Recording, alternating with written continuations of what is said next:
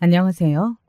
제가 얼마 전에 유튜브에서 어떤 가수의 무대 영상을 눌러보았다가 그 댓글창이 갑론을박인 것을 보게 되었습니다.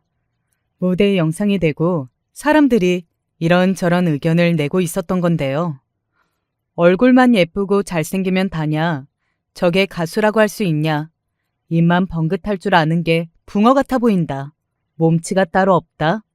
이런 비판이 대세였는데 거기에 반박하면서 누군가 이런 말을 써놨더라고요. 외모 지상주의 시대인 거 모르냐? 요즘 시대에 얼굴이 잘났으면 그게 바로 능력인 거지. 달리 뭐가 능력이냐? 이런 반박이었는데 여러분은 어떻게 생각하시나요? 이 의견이 일리가 있다고 보시나요? 생각을 해보면 요새뿐만 아니라 옛날 가수들도 전부 멋쟁이였고 꾸미는 것에 일가견이 있었으며 매력적이었던 듯 싶더라고요. 그런 걸 보면 노래를 잘하고 그 노래가 히트를 치는 것도 중요하지만 그 가수 자체에서 우러나오는 매력이라는 것도 상당한 역할을 하는 것 같습니다. 갑론을박이 더욱 거세지고 있었던 모습을 보면서 저는 자연스레 누군가를 머릿속으로 떠올리고 있었습니다. 제가 톡톡 사연에 제 경험담을 보내보기로 결심한 것은 바로 이 누군가와 관련된 이야기를 풀어보고 싶어져서 그런 것이고요. 제 외할머니의 소개로 시작을 해보아도 될까요? 제 외할머니 되시는 분께서는 말이죠. 부잣집에서 태어나셨습니다. 나 살았던 동네에서 좋다고 하는 신식 물건이라든지 희귀한 것이라든지 하는 것들은 죄다 우리 집에만 있었어. 온 동네 사람들이 우리 집을 우러러 봤었지. 그 눈빛들에 시기와 질투 그리고 동경과 선망이 한데 섞여 있었던 것을 잊을래야 잊을 수가 없구나. 어렸던 저에게 그런 말씀을 하시던 외할머니의 눈빛에는 한 줌의 거짓도 섞여 있지 않았죠. 그런가 하면 제 외할아버지 되시는 분께서는 그럭저럭 잘 사는 집안에서 태어나셨습니다. 그런데 말이죠. 머리가 무척이나 비상하신 분이었어요. 어린 시절부터 결코 범상하지 않으셨다고 합니다. 남중지추인 법이었어요. 외할아버지께서 지니신 그 잠재력, 기계, 배짱 이런 걸 알아보시고는 앞길을 열어주고자 하셨던 분들이 그 주변에 계셨던 것입니다. 그 도움을 받으며 외할아버지께서는 앞으로 나아가실 수 있었어요. 그리고 단언컨대 나는 나를 믿어주었던 그분들을 단 한 번도 실망시켜드린 적이 없었단다. 굳세고 대쪽 같으신 분이었죠. 외할아버지께서는 후일 부잣집에서 난 외할머니를 만나셨고 금전적으로 든든한 뒷배까지 두시게 되어 더욱 날개를 다셨습니다. 외할머니께서는 부잣집 핏줄이기는 하였으나 당시 그 집안은 남존여비 세상에 찌들어 있었죠. 옛날이었으니까요. 여자가 드세면 안 되고 남자의 앞길을 방해해서는 안 되고 조용하고 진실되게 내조라 하는 것만이 도리라고 여겼던 집안입니다. 그래서 외할머니께서는 결혼을 하신 후에 조용히 내조만 하셨고요. 한마디로 현모양처이셨을 거예요. 믿거나 말거나 예전에 많은 사람들이 외할아버지를 향해서 장가 잘 들었다. 마누라 잘 얻었으니 부럽다. 고 그런 소리를 던지고는 했었다네요. 참고로 알려드리자면요. 외할아버지께서는 미남이라고 불리실만 하였어요. 미남형 얼굴의 소유자이셨고요. 반면에 외할머니께서는 아주 평범하고 적당히 수더분한 인상을 지니고 계셨습니다. 대신에 외적인 특징이라고 한다면 옛날 분이심에도 불구하고 여자치고 키가 좀 크신 편이었다는 게 있네요. 외할머니의 유전이 이어졌던 모양이에요. 외삼촌, 이모, 그리고 제 친정엄마까지 세 분 다 키가 성인 남자, 여자 평균 신장을 웃두셨거든요. 외할머니께서는 진정한 내조란 바가지가 안에서 안 새는 것이라고 믿으셨던 분이었어요. 그래서 집안에서 자식들에게 무척 엄격하신 분이었습니다. 외삼촌이 한때 헛바람이 들어서 막무가내로 구시던 시절이 있었다는데요. 그때 외할머니께서는 특단의 조치를 취하셨어요. 강한 회초리를 꺾어 오신 뒤 그걸로 외삼촌의 종아리를 한 대 치셨고 그 다음으로는 당신의 다리를 직접 치셨습니다. 그런 식으로 번갈아서 회초리를 치셨던 거예요. 그 모습에 외삼촌은 충격을 크게 받으셨고 외할머니의 다리에 피가 흐르는 걸 보신 뒤로 마음을 고쳐 잡수셨죠. 방황이 멎었던 것입니다. 그런가 하면 이모가 동네 불량배와 눈이 맞아서 한창 시시덕거리며 밖을 쏘다니셨던 적이 있었는데요.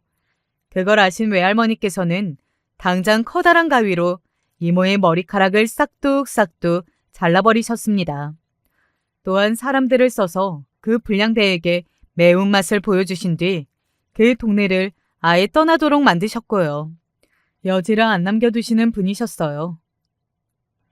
우리 어머니는 정말 한다면 하는 분이시구나.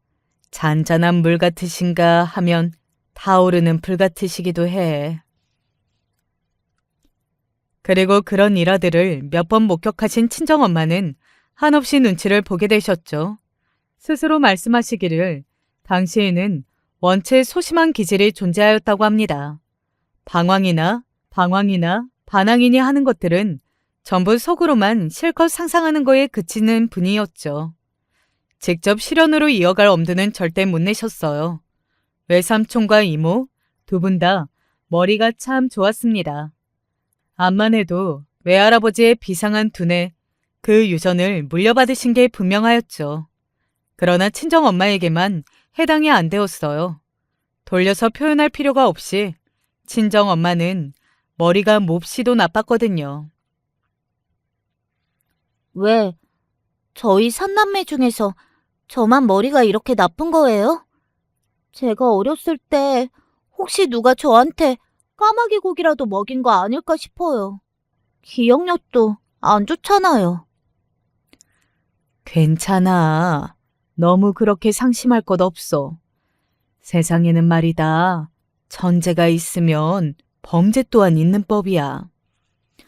어머니, 오빠하고 언니는 면상들도 반질반질하니 볼만하잖아요. 그런데 저는 이게 뭐예요? 머리도 나쁘고 면상도 나빠요. 소심한 자식에게도 사춘기가 찾아오는 법이었습니다. 친정엄마는 불평과 불만으로 발을 구르셨고 외할머니께서는 한숨으로 머리를 짚으셨죠. 저는 왜 머리도 얼굴도 어머니를 닮은 거예요? 속상해요. 짜증이 난다고요. 다른 건 몰라도 그 말만은 내가 그저 넘길 수가 없구나. 네가 왜 얼굴을 나를 닮았니? 뭐가 닮았다는 거니? 나를 닮았으면 지금 네 얼굴이 더 어여뻤을 것이다. 너는 하필이면 네 아버지하고 나하고 딱 얼굴에 단점만 교묘히 가져다가 섞어놓은 얼굴을 지녔어. 그런 식으로 물려받은 네가 운이 치질이도 나쁘고 재수가 없었을 뿐이란다. 어머니, 차라리 저에게 상스러운 욕을 하세요. 그런 식으로 상처를 주지 마시고요. 아이고, 내가 작정을 알고 말을 일부러 그렇게 한 것도 아닌데. 얘, 울지 마라. 너도 너 나름의 쓸모와 재주가 있겠지. 그리고 이 다음에 좋은 곳으로 시집 보내줄게. 좋은 혼처를 찾아줄 테니까 지금 그렇게 울 것 없어. 결국 시집만 잘 가면 장땡이 법이니까. 내 말 알아들었니? 뭐예요, 어머니? 저는 그냥 시집이나 잘 가면 그만이라는 것인가요? 네 언니처럼 똑똑한 여자한테도 시집이나 갈 거면 장땡이라는 말이 통하는 법인데 너는 두말을 할 필요도 없이 시집만 잘 가면 그만 아니겠니? 내가 살아온 바에 따르면 그렇단다. 모름지기 여자가 시집이나 잘 가서 가정이나 잘 살피고 바가지가 안에서도 새지 않도록 단단히 단속을 잘하고 살면 되는 거야. 그러면 그게 최고의 부인이고 최고의 엄마인데, 즉 최고의 여자라는 뜻 아니겠니? 외할머니께서 그렇게 말씀을 뱉으시며 어깨를 두드리셨을 때 친정엄마는 속으로 전혀 동의를 안 하고 계셨습니다. 외할머니의 말씀이 웃기는 논리라고 여기셨어요. 그러나 방황이나 반항 이런 것들을 전부 상상에만 그치고 사셨던 분답게 별다른 찍소리는 안 뱉으셨고요. 몇 년 뒤 집안에서 정해준 상대와 만나게 되셨으며 그대로 별 이변 하나 없이 결혼까지 가게 되셨습니다. 그 상대는 볼 것도 없이 당연히 제 친정 아버지이십니다. 제 부친 되시는 분은 말이죠. 자수성가의 표본으로 보아도 무색할 집안의 아들이셨답니다. 저의 친할아버지와 친할머니 두 분께서는 일찍이 서로를 만나 백년 가약을 맺으셨는데 그러자마자 불행하게도 사기를 당하셨어요. 전 재산을 다 잃으셨죠. 또한 믿었던 사람에게서 배신을 당했다는 마음의 상처까지 크게 입으셨기 때문에 그 충격으로 두 분께서는 차라리 약 먹고 죽을까? 세상을 그냥 뜰까? 이런 생각을 하게 되셨습니다. 두 분께서는 죽을 자리를 보시려고 야산 둥지로 오르셨죠.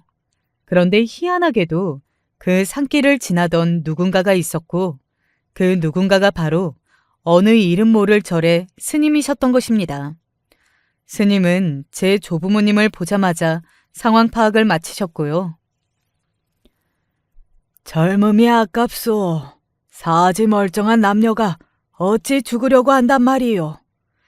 이보시오. 차라리 죽을 그 용기로 살아볼 작정을 하시오. 어째서 죽으려 하시나? 대관절 어떤 사정이 있어서 그러시는 모르겠으나 그만두시오. 모르시면 상관 마시지요. 저희는 이미 지칠 대로 지쳤습니다. 더 살아봐야 아무런 의미가 없다는 말입니다. 의미라는 것은 단지 살아있기만 해도 그것으로 의미가 되는 것이거늘 어찌 그런 말을 하시는가? 앞으로 어떤 일이 펼쳐질지 그 아무도 모르는 게 인생이요. 앞날을 알고 사는 이는 이 세상에 아무도 없소.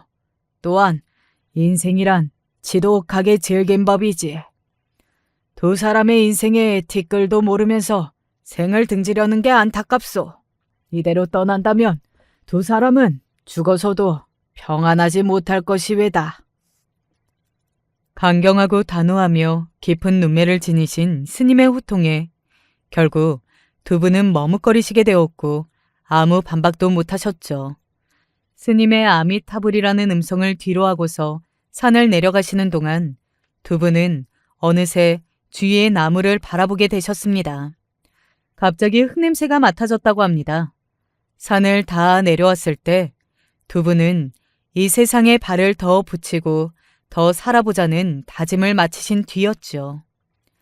개똥밭에 굴러도 저승보다는 이승이 낫다는 마음가짐으로 그저 욕심 없이 하루하루 최선을 다하며 살아가셨는데 그러다 보니 살만한 형편이 되었습니다.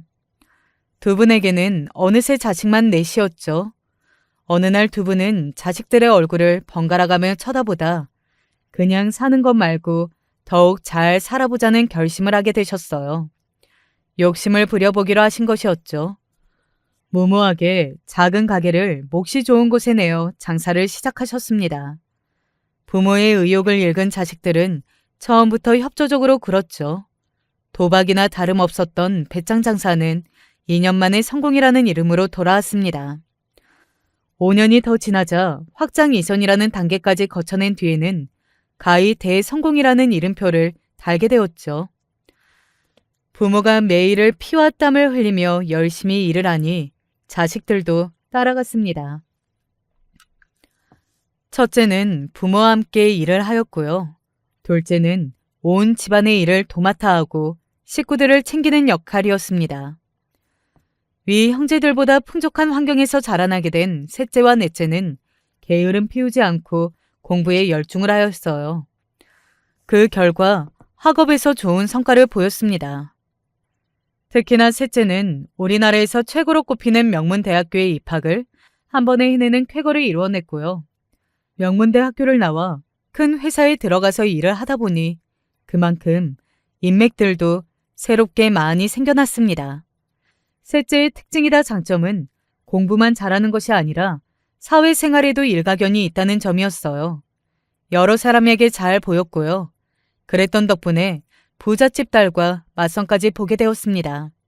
네, 맞아요. 셋째가 바로 제 친정 아버지이시랍니다. 각자 그러한 배경에서 자라나 결혼을 하시게 된 두 분은 자식 셋을 보셨죠. 언니, 저, 남동생. 이렇게 3남매인데요. 언니는 외모가 친정 아버지 쪽을 닮았어요. 그리고 제가 보기에는 외할아버지의 느낌도 살짝 있습니다. 그래서 그런지 어딘가 직적인 이미지가 풍겨오는 미인이지요. 몸매도 길쭉하고 늘씬합니다. 남동생은 친정 부모님을 고루 닮았어요. 소위 호감형이라고 표현을 하죠. 호감형 얼굴이고 인상을 논하자면 사람이 왠지 진실될 것 같은 그런 느낌입니다. 게다가 키까지 커서 어렸을 때부터 이놈 자식이 여자들로부터 인기를 잔뜩 샀죠. 학창시절 저희 집 앞까지 남동생을 보러 기웃거리는 여학생들이 있었을 정도입니다. 어느 날이었죠. 저는 그날따라 기분이 안 좋았어요. 솔직히 밝혀보자면 속으로 짝사랑하고 있었던 한 학년 위 남자 선배에게 고백도 하기 전에 실연을 당했기 때문입니다. 얼굴이 예쁘장하고 청순 가련하여서 인기가 좋았던 제 친구의 친구와 그렇고 그런 사이가 되었거든요. 그걸 알고서 기분이 무척이나 상한 날이었는데 귀가를 해보니까 제 남동생을 보기 위해 여학생들이 삼삼오오 모여있는 것이 아니겠어요. 오로지 남동생의 허우대가 멀쩡하기 때문이었죠. 열이 뻗친 제가 그 애들에게 삿대질을 날렸습니다. 야, 내 동생 지금 공부하거든? 이번에 성적 떨어져서 부모님께 엄청 혼났는데 다음에 더 떨어지면 정말로 집에서 죽은 목숨이야. 그러니까 방해하지 말고 그냥 가라. 이제 보니까 너희 때문에 내 동생이 공부에 집중을 못한 모양이네. 이런 방해꾼들. 네? 동생이라고요? 내 동생? 그럼 누나이신 거예요? 어머, 말도 안 돼. 너무 다르게 생겼는데 어떻게 남매일 수가 있지? 저는 예의를 밥 말아먹은 어떤 여자애의 입방정에 머리가 더 뜨거워지고 있었죠. 그런 저를 눈치채지 못한 것인지 자기들끼리 신나게 떠들더군요. 제가 그때 얼마나 열이 받았는지 모릅니다. 그래서 삿대질을 하던 손으로 그 얘들의 머리채를 휘어잡기 시작했죠. 그래, 내가 작은 누나 맞고 나 못생겼다. 그래서 어쩔래? 너희 다 내 손에 죽고 싶어서 용을 엄청 쓰는구나. 내가 그 소원 들어줄게. 너희 오늘 다 죽었어. 저는 혼자이고 그쪽은 다수였으니 상대가 반격을 시작하면서 그때부터는 아수라장이 따로 없었습니다. 그날 저는 산발머리가 되어 온몸이 욱신거리는 채로 친정엄마의 잔소리를 들어야 했죠. 나이가 몇인데 유치하게 그런 싸움질이냐는 내용이었습니다. 친정엄마의 얼굴을 빤히 올려다보니까 갑자기 더욱 서럽더라고요. 저는 예쁘지도 않았고 그렇다고 해서 호감형으로 수수하게 생겨먹지도 않은 얼굴이었습니다. 이런 걸 간당명료하게 못생겼다고 하지요. 심지어는 너무 슬프고 억울하게도 키까지 별로 안 컸습니다. 여자의 키가 뭐 그리 중요하냐고요? 난쟁이만 아니면 되는 거 아니냐고요? 네, 그렇게 생각하실 수도 있죠. 그러나 저는 키만 별로 안 컸을 뿐 아니라 몸매까지도 별로였거든요. 어느 예능에서 어떤 여자 연예인이 스스로의 몸을 설명하며 저주받은 체형이라는 표현을 쓰던데 저는 그게 마치 제 이야기처럼 들렸습니다. 사람의 체형은 타고나는 것이잖아요. 이를테면 어깨가 넓고 좁은 거요. 이건 운동으로 바꿀 수 있다고요? 그렇다면 손목 발목이 두껍게 타고나는 건 어떤가요? 허리가 통짜인 것은요? 골반이 좁다든가 다리 길이가 키에 비해 짧아서 옷걸이가 안 산다든가 이런 것들 말입니다. 설마 전부 저에게 해당되냐고 물어보신다면 네, 맞습니다. 전부 제 이야기입니다. 저는 언니와 남동생 두 사람의 기다란 목을 보면 화딱지가 났어요. 오죽하면 머릿속으로 기린의 목을 치는 상상도 해봤답니다. 게다가 웃긴 건 말이죠. 두 사람은 친정아버지를 대체로 닮아서 외모가 괜찮은가 동시에 피부는 친정엄마를 닮았다는 것이에요. 친정엄마의 피부가 밝았거든요. 저는 반면에 3남매 중에서 가장 친정엄마를 많이 닮은 이목구비였음에도 피부는 친정아버지를 닮아서 어두운 편이었습니다. 그뿐인가요? 여자인데 몸에 잔털이 왜 그리 많은지요. 얼굴에는 시도 때도 없이 기름기가 돌았고요. 기름기는 여드름 피부로 가는 지름길이었고 얼굴에 모공이라는 구멍을 넓히게 하는 요소였습니다. 그러니 기름기가 도는 만큼 제대로 열받은 제 머리도 함께 돌지 않을 수가 없었습니다. 엄마, 나 진짜 살기 싫어요. 뭐라고? 살기가 싫어? 세상에, 얘가 미쳤나? 아니면 복에 겨워서 헛소리를 하는 건가? 네가 살지 않으면 이 세상에 살고 싶은 사람은 아무도 없는 거야. 네가 살면서 지금까지 무슨 고생을 해봤어? 괜히 지금 엄마한테 혼나니까 잔소리 듣기 싫어서 이러는 거지? 엄마, 왜 하필 나는요? 엄마의 안 좋은 점만 닮았을까요? 갑자기 그게 무슨 소리야? 내가 아까 그 싸가지 없는 애들하고 왜 머리채를 잡고 뜯고 싸웠겠어요? 그것들이 나한테 먼저 시비를 걸었다고요. 동생은 잘생겼는데 누나는 왜 못생겼냐고 막 그러더라고요. 엄마는 왜 나를 이렇게 낳아주셨어요? 너무 화가 나고 억울해요. 차라리 삼남매를 엄마가 다 비슷하게 낳아줬으면 내가 이런 기분을 안 느꼈을 텐데. 위아래로 잘났고 나만 혼자 별로니까 가운데 낀 내가 너무나도 형편없게 느껴진다는 말이에요. 어머, 깜짝이야. 어쩌면 이러니? 옛날에 나도 네 외할머니한테 딱 그런 소리를 했었는데 어쩜 이렇게 나랑 똑같이 말을 할까? 네가 정말 내 딸이 맞구나? 엄마, 지금 그런 말씀을 하실 때예요? 딸은 속상해서 미치겠다고요. 감수성 예민한 사춘기 소녀의 눈에서 결국 눈물이 흘러내렸죠. 그러자 친정엄마는 저에게 이런저런 당신의 과거 이야기를 해주셨습니다. 저는 그걸 경청하였는데 정리해보자면 결론이 다음과 같더라고요. 형제들보다 외모가 별로이고 그래서 위축된다고 한들. 그래서 뭐 어쩌겠니. 넓은 세상으로 눈을 돌려라. 넓게 바라보면 나보다 못한 사람들 천지 삐까리인 게 세상이야. 네가 밥을 굶기를 하니 먹고 싶은 간식을 못 먹기를 하니 학용품 가격을 확인하여 산 적이라도 있니? 경제적으로 유복한 집안에서 태어난 것만으로도 너는 사실 복을 크게 타고난 것이란다. 그러니 가진 것에서 만족을 찾아라. 그리고 너와 이런 이야기를 하면서 새삼 깨닫게 된 것인데 네 외할머니는 엄마한테 시집이나 잘 가면 그만이라고 하셨고 그러면 장땡이라고 자신하셨단다. 엄마는 그래서 네 아버지하고 결혼해서 너희들 낳고 지금까지 잘 살아왔고 아무 문제 없었고 늘 행복했단다. 너희는 이 엄마 눈에 넣어도 안 아플 나의 보물들이니까. 하지만 지금 솔직하게 속내를 고백해보자면 엄마는 시집을 잘 가는 것으로 모든 것이 다 되었다고 여기는 외할머니의 태도를 싫어했단다. 시집 잘 가는 것 하나로 내가 가진 불만을 다 덮어버릴 수 있다고 여기시는 그 생각 자체가 너무 싫었거든. 그러나 엄마는 너처럼 타고난 환경은 갖추고 있었으되 개인적인 능력은 부족했단다. 그러니 내 눈앞에 주어진 길, 남들이 떠먹여 주는 밥을 외면할 수가 없었지.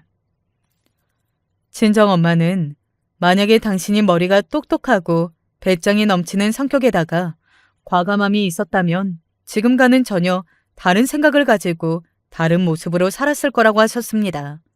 그리고 저에게는 친정엄마가 가지지 못하신 커다란 장점들이 있다고 보셨겠죠.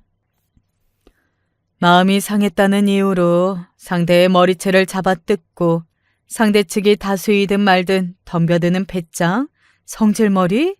그런 건 엄마한테 없는 부분이었지. 물론 그런 행동이 잘했다는 건 아니지만 네가 거침없고 대범하다는 것만은 반갑구나. 태어나서 친정엄마와 진지한 분위기로 오랜 대화를 나누어 본 건 그날이 처음이었는데요. 솔직히 무슨 말씀을 하시는 건지 당시에는 도통 모르겠다는 심정이었습니다. 다만 친정엄마가 진정으로 저를 위해 주시는 것 같다는 확신은 받았고 그래서 위로가 되었습니다. 제가 아무래도 성격적인 면모를 친탁한 것 같다고 말씀을 해주셨는데 그때 이후로 저는 조부모님께 관심이 갔던 것 같아요. 찾아가서 뵙게 되는 날이면 괜히 두 분의 이야기를 듣고 싶어 했습니다. 그런 손녀에게 두 분은 이런저런 말씀을 많이 해주셨죠. 친할아버지께 들었던 말씀 중 가장 인상 깊게 박혔던 것이 있어요. 얘야, 내 말 잘 들어라.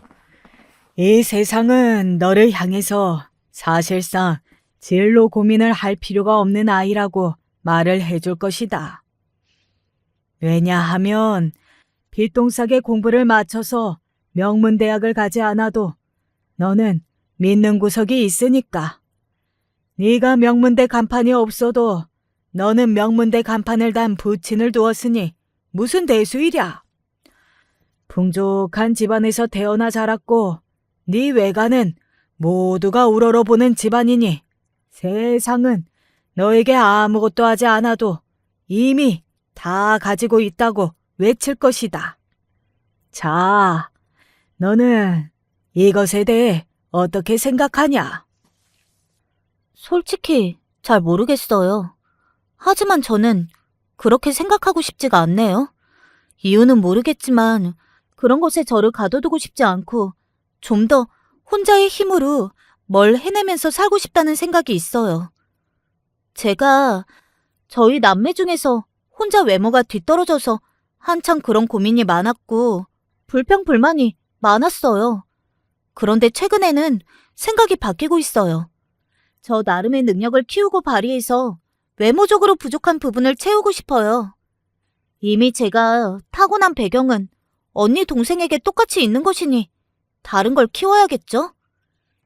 제가 괜히 쓸데없는 노력을 하려는 것만은 아니면 좋겠어요.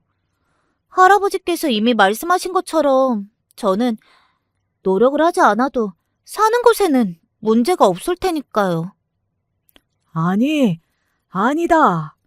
어떻게 사느냐는 것보다 인생에서 더 중요한 문제가 있겠냐? 너는 정말 멋진 녀석이구나. 내 손주가 이렇게 장하다니. 너는 네 형제들 중에서 가장 멋지게 살 것이 분명하단다. 내가 응원하마. 친할아버지의 응원을 받고서 눈이 반짝거리게 된 저는 머리를 싸매고 공부에 몰입하였으며 언니와 남동생에게 더 이상 질투를 하지 않았고 스스로를 못난이라고 여기지도 않았습니다. 놀랍게도 대학을 외국으로 나갔고요. 일부러 멋진 도전을 위해 그렇게 정한 것이었는데요. 친정 부모님이 당연히 크게 놀라셨어요. 저는 외가에 호출까지 당했었죠. 이 절부지 같으니라고 왜 굳이 험한 길을 걸으려고 해? 그것도 여자애가. 집 나가면 개고생이라는 말도 너는 모르니? 그치만 외할머니, 저는 제 자신이 성장하는 걸 보고 싶은걸요. 아무래도 제가 아버지를 닮았나 봐요. 그리고 외할아버지께서도 항상 도전하셨기 때문에 성공하신 거잖아요. 그러니까 저도 보내주세요. 저는 담담하게 제 의견을 냈고 결국 출국길에 오를 수 있었습니다. 외국에 나가서 정말 개고생 많이 했어요. 언어의 장벽도 있었고 인종의 장벽 또한 있었죠. 더럽고 치사하게 인종차별을 많이 하더군요. 그 나라 사람들이 저만 보면 니 하오마 라고 하면서 중국 인사로 조롱을 해댔는데 그게 동양인들을 향한 인종차별인 걸 알기까지 단 일주일도 안 걸렸습니다. 살면서 그런 고생은 처음이었어요. 제가 정말 온실속 화초로 살긴 한 모양이더라고요. 하지만 주눅 들고 포기하면 이대로 끝일 것 같아서 도끼를 가득 머금고 매일 아침 거울 속에 저에게 당당해지라는 주문을 걸었습니다. 얼굴도 몸매도 별로인 동양인 여자일 뿐이었으나 당당하게 어깨에 힘을 주고 수업을 들으러 다니기 시작했어요. 그러자 몇 주 뒤 제 태도를 보고 호기심을 가진 친구들이 먼저 다가와줬고 그렇게 인맥이 생겨났습니다. 하지만 제가 집안이 유복한 걸 알고 나서는 모두가 그래서 자신감이 넘쳤구나 라는 말을 해댔어요. 제 당당한 태도의 원천은 집안이라는 것이었죠. 저는 그게 맞다고 수긍을 하면서도 당시에 어렸기 때문에 묘한 반발심도 들었습니다. 유복한 집안이라는 딱지가 없어도 저는 잘 해낼 수 있다는 걸 증명하고 싶었죠. 그래서 그때부터 집안 이야기를 일절 안 하면서 지냈고요. 아르바이트를 하면서 직접 용돈도 다 벌었습니다. 집에서 연락이 오면 내용은 항상 같았죠. 취업 걱정하지 말고 집안에서 연결해준 남자와 만나면 되니까 결혼 걱정도 하지 말라는 당부였습니다. 코웃음 쳤어요. 제 앞길 알아서 열고 살겠다고 했더니 친정 언니가 너 미쳤냐고 했었죠. 저는 무사히 갖은 노력을 다하며 공부를 마칠 수 있었고요. 귀국하기 전에 그곳에서 잠깐 인연을 만났습니다. 좋은 집안에서 자라나 외국 유학을 하던 남자였어요. 하지만 외국 유학에 어마어마한 돈이 드는 만큼 앞으로 자기가 반드시 이것에 보답을 하고 잘 돼야 한다는 생각을 가지고 있었죠. 장남이라 그런 모양이었습니다. 책임감 넘치는 모습이 좋아 보여서 친하게 지냈어요. 전부터 느꼈던 건데 너 정말 열심히 지내더라. 아르바이트도 하고 공부도 열심히 하고 그러면서 친구들과 활발하게 노는 것도 있지 않던걸? 그런 모습이 정말 좋아 보여. 나도 닮고 싶어. 네가 나를? 너같이 잘생긴 남자한테서 그런 소리를 듣게 되는 날이 올 줄은 몰랐네. 나는 원래 몇 년 전까지만 해도 너처럼 잘생긴 남자애를 멀리서 지켜보기나 하고 짝사랑이나 실컷 하고 이게 다 내가 안 예쁜 탓이라는 생각이 다 하던 애였어. 지금 다 극복해서 지내고 있을 뿐이야. 내가 잘생겼다고? 혹시 너 나한테 관심이 있어? 내가 너를 좋아할까 봐 그래? 잘생기면 반드시 좋아해야 되나? 너 보기와 다르게 개그에 소질이 있구나. 제가 태연하게 받아치자 민망함으로 얼굴을 붉히던 남자였습니다. 그런 대화 이후 몇 달 뒤 저는 귀국을 했고 집안의 도움 따위 없이 저 혼자 알아서 취업을 했습니다. 제법 폼나는 외국계 기업의 말이죠.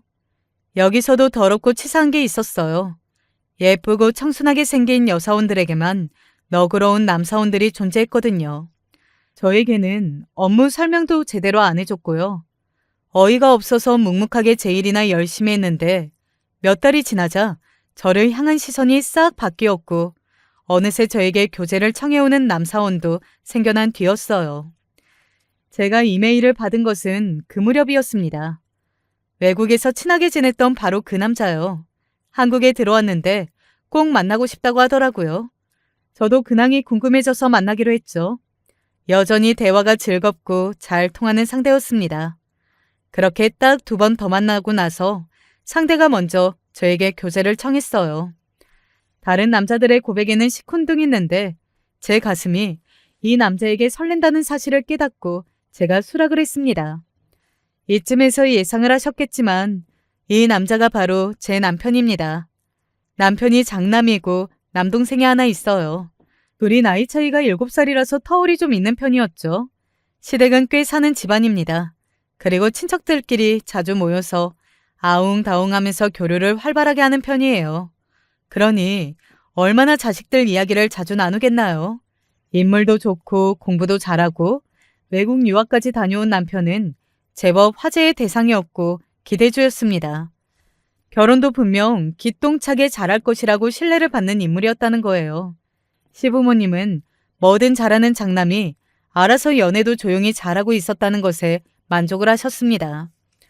그러던 어느 날 장남이 사귀는 여자와 결혼을 하고 싶다고 말을 꺼냈을 때는 만세를 부르셨고요. 장남이 꽁꽁 숨기고 만나온 상대를 직접 보셨을 때는 두 분 다 표정이 떨떠름하셨죠. 시어머니께서 남편에게 속삭이시는 걸 제가 들었습니다.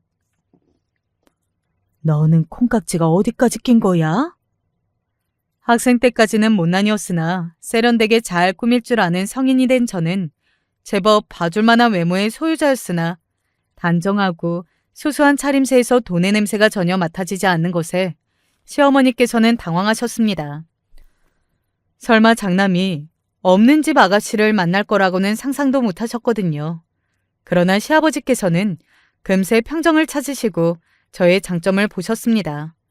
생활력이 강하고 야무져서 외국에서 대학 다니면서 돈도 스스로 벌고 외국계 기업 다니면서 멋지게 사는 여자라는 남편의 주절거림에 고개를 크게 끄덕이신 거예요. 능력 좋고 당찬 기운을 지닌 눈빛도 좋고 나는 마음에 든다. 딱 봐도 진국인데 우리 큰놈이 결혼 상대를 잘 골랐구만. 요즘 세상에 이런 아가씨가 또 어디 있겠어? 아주 흠축해 하시는 시아버지의 옆에서 마지못해 시어머니 또한 고개를 끄덕이고 마셨습니다. 인사차 상견례부터 갖고 서로 대화를 나누는 게 어떠냐는 이야기가 나왔어요. 그래서 상견례를 일찍 가지게 되었죠. 장소는 중간 위치로 잡았고 상견례장으로 유명한 곳이었기 때문에 무난하게 선택했답니다. 그때 제 친정언니가 임신 중이었는데 컨디션이 너무 안 좋아서 빠지는 곳으로 머릿수도 맞출 겸 결정이 됐었고요. 참고로 시동생이 자기 형보다는 아니지만 인물이 어디 가서 빠지는 느낌은 아니고 시원시원한 인상입니다. 그리고 그때는 20대 중반의 나이였기 때문에 한참 뽐내고 싶을 때였죠. 잘난 척을 잘했는데 상견례도 본인이 주인공인처럼 빼입고서 얼굴에 우쭐거리는 기색을 달고 등장했습니다. 하지만 상견례장에 제 남동생이 등장하자 시동생이 깜짝 놀라면서 잘난 척을 거두었죠. 제 남동생 키도 크고 훈훈하게 잘생긴 데다가 무엇보다 부잣집 도련님 느낌이 풀풀 풍겼거든요. 친정 부모님을 마주하신 시부모님께서는 경악에 찬 표정들이셨습니다. 그간 말씀 많이 들었습니다. 친정 아버지가 씩 웃으면서 먼저 악수를 청하시는 것을 시부모님은 멍하게 쳐다보시다가 뒤늦게 정신을 다잡으시며 사과를 하셨을 정도였죠. 두 분이 너무 놀라서 당황하실 만도 했어요. 친정 부모님은 어디 가서 사장님, 사모님 소리만 들으며 극진한 대접을 받으실 것 같은 모습이셨으니까요. 자리에 앉은 뒤 이런저런 대화가 오갔고 시댁 식구들은 점점 말수를 잃어갔습니다. 어머나, 그러셨구나. 저희는 미리 들은 바가 없었기에 전혀 몰랐네요. 제 친정 집안이 보통 잘 사는 집이 아니라는 걸 알게 되신 시어머니께서는 놀란 심정을 뒤로하고 남편을 원망하듯 째려보셨습니다. 그러나 남편 역시도 당황하고 있었다는 게 웃긴 대목이네요. 여차저차 상견례가 끝나고 남편은 저에게 대체 왜 집안의 수준에 대해서 한 번도 말을 안 했었냐고 따졌습니다. 왜? 집안 이야기 안 해도 된다고 한 건 자기였잖아. 집안 수준이 어떻든 자기가 나를 받아주겠다고 그러지 않았었어? 아니, 그건 이렇게 엄청난 집안인 줄 모르고 한 소리였지. 내 쪽이 훨씬 더 잘났을 줄 알고 착각해서 그런 소리를 한 거였단 말이야. 그래서? 까보니까 내 쪽이 너무 잘나서 그게 싫은 거야? 나하고 결혼하기 싫어졌어? 싫기는. 앞으로 여왕님으로 모시면서 받들고 살게. 남편은 본인의 그 말을 지켰습니다. 결혼 생활에서 언제나 저를 존중해 주었고요. 한 번도 저는 제가 무시를 당한다고 느낀 적이 없었는데 그건 남편보다도 시부모님에게서 더 느낄 수 있었죠. 화려하다 못해 웅장하기까지 했던 저희 부부의 결혼식 이후 시부모님은 왠지 저를 편하게 대할 수 없는 며느리로 확정지으신 듯한 눈치였죠. 제가 외국 생활을 나름 몇 년 해서 그런지는 몰라도 생각이 좀 자유분방했기 때문에 고부관계에 얽매일 생각은 조금도 들지 않았습니다. 시어머니께 적당한 예의와 도리를 지켰고요. 남편이랑 사이좋게 잘 지내면서 시댁에도 때때로 얼굴을 비추면 그만이라고 생각했었네요. 시부모님은 애써 오지 않아도 된다면서 손을 내저으셨으나 신혼집이 시댁하고 그렇게 안 멀었던지라 남편하고 둘이 종종 걸음을 했었네요. 시동생은 위치가 꽤 떨어진 곳에 직장을 잡은 바람에 그 동네에서 자취를 했고요. 얼굴을 볼 일이 거의 없었습니다. 가끔 보게 되면 저에게 참으로 깍듯한 시동생의 모습을 볼 수 있었네요. 그러던 시동생이 결혼을 하게 되었다는 소식이 들려왔어요. 시댁에 밥 먹으러 들렀다가 이야기를 처음 전해 들었던 건데요. 둘이 만난 지 이제 1년 정도 되었으나 서로 잘 맞아서 금세 결혼을 마음먹게 되었고 여자 쪽이 시동생보다 1살 연상이라고 했습니다. 뭐하는 사람인지 궁금했죠. 저처럼 그냥 사무직을 다니는 사람인지 이런 것들이 궁금했는데 시어머니 말씀으로는 딱히 하는 일이 없는 것 같더라고요. 그 집안의 경제적 수준은 시댁하고 아주 비슷한 느낌이었고요. 4년제 대학을 나온 이후로 어떤 기업에서 인턴으로 일을 했던 것 빼면은 직장 생활을 해본 적이 없었고 모델 일인지 하는 걸 가끔 하면서 지낸다고 하더군요. 모델이라는 두 글자에서 단박에 느껴진 바였으니 제 예비 동서 되는 사람은 얼굴과 몸매 두 가지를 다 갖춘 미인이었습니다. 키가 크고 팔다리가 길었으며 얼굴도 작았고 그 작은 얼굴 안에 담긴 눈, 코, 입은 반대로 큰 편이었죠. 특히나 웃는 인매가 시원시원해서 이런 부분이 시동생하고 인상은 좀 비슷했어요. 그래서 서로에게 끌렸나 싶었습니다. 우와, 미스코리아 출신이라고? 그것만으로도 설명 끝났네. 엄청난 미인이 내 동서로 들어오는 거구나. 신기한 일이야. 나는 내 주변에 남자이든 여자이든 미인을 잔뜩 끼고 살아갈 운명이려나? 저는 그렇게 신기하고 있었습니다. 그래서 예비 동서를 처음 소개받던 자리에서도 그런 기색을 숨기지 않았죠. 미스코리아 출신의 빼어난 미인을 제 예비 동서로서 눈앞에 둔 것이 신기해서 연신 웃으면서 먼저 말을 걸었습니다. 시동생하고 둘이 나란히 앉아있는 모습을 보니까 정말 선남선녀가 따로 없더라고요. 미스코리아 대회는 진짜 아무나 나가는 게 아닌가 봐요. 어쩌면 이렇게 웃는 모습이 예뻐요? 웨딩드레스 디자인을 지난주에 미리 보러 다녔다면서요? 어떤 드레스를 골라도 정말 잘 어울릴 거예요. 결혼식 때도 미모가 장난이 아닌 것 같아서 벌써부터 제가 다 설레네요. 칭찬 감사해요. 솔직히 어렸을 때부터 예쁘다는 칭찬을 너무 많이 들어서 때로는 아무 감흥이 들지 않을 때도 있지만 저에게 이제 형님 되시는 분이 그렇게 말씀을 해주시니까 정말 기쁘네요. 예쁘다는 소리가 이렇게 반갑게 들리는 건 아주 오랜만이에요. 이 정도 미인이면 예쁘다는 소리도 지겨울만 하기는 하겠네요. 저는 살면서 그런 소리를 못 들어봐서 그런가? 이런 미인의 인생은 상상이 안 가요. 제가 기분 좋게 넋살을 부리자 예비 동서가 눈이 휘둥그레졌습니다. 저는 외모도 타고났지만 집안도 워낙 받쳐주다 보니까 시기 질투를 많이 받았거든요. 저처럼 다 갖춘 완벽한 인생이 너무 부러워서 눈꼴 시리다며 저를 뒤에서 욕을 하는 사람들이 참 많았어요. 형님처럼 이렇게 순수한 표정과 말투로 저를 좋게 대해주시는 사람은 드물었죠. 마음씨가 곱고 넓으시네요. 좋은 회사에 다니신다고 들었는데 역시 일도 잘하시고 마음도 너그럽게 쓰시니까 그런 곳에도 다니실 수 있는 거겠죠? 외국에서 대학 좀 나왔답시고 그냥 그거 하나 내세워서 외국계 기업에 어쩌다 보니 몸담게 되었고 또 어쩌다 보니 운이 잘 따라주어서 여태까지 재직할 수 있는 거예요. 외국 생활할 때는 정말 온갖 마음고생과 몸고생을 다 했었죠. 인종차별에 외모 비하에 학업과 병행하느라 고되고 정신이 하나도 없었던 아르바이트까지.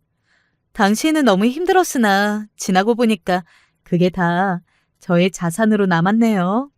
그 덕분에 성공적으로 취직도 할 수 있었고 결혼할 인연도 만날 수 있었으니까요. 저는 그렇게 말을 하면서 제 옆에 앉은 남편을 쳐다보았습니다. 눈이 마주치자 동시에 시익 웃었고 남편이 제 어깨를 감싸 안아주었죠. 그 모습을 보고 시동생이 장난스레 남편에게 말을 했습니다. 아유, 닭털 날리는 거 봐라. 형은 아주 형수님이라면 꿈쩍 못하면서 살지? 당연한 거 아니냐? 너는 임마 감히 네 형수님하고 눈을 똑바로 마주칠 생각도 하지 마. 그러자 남편도 장난스럽게 말을 받았고 저는 저한테는 눈치를 보느라 직접적으로 그런 소리를 못하면서도 남편에게만 그렇게 구는 시동생이 재미있어서 조금 웃었습니다. 저희 세 사람의 모습을 예비 동서가 왠지 묘한 눈길로 바라보더라고요. 그때는 별 생각이 안 들었었는데 며칠 뒤에 시댁에서 만날 일이 있었습니다. 다 같이 모여서 식사를 하는 자리였고 사실상 예비 동서를 집안의 일원으로 미리 받아들이는 걸 확정짓자는 자리이기도 했습니다. 저는 몰랐는데 예비 동서가 시동생하고 둘이서 이미 시부모님을 뵈러 시댁에 2번 와봤다고 하더라고요. 어쩐지 자연스러워 보였죠. 옷 걸어두는 위치도 꿰고 있었고요. 너는 왜 이런 걸 네가 하려고 들어? 안 해도 돼. 괜찮으니까 그냥 앉아나 있으렴.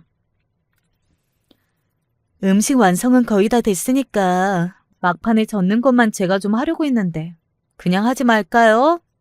그래, 하지 마. 안 해도 돼.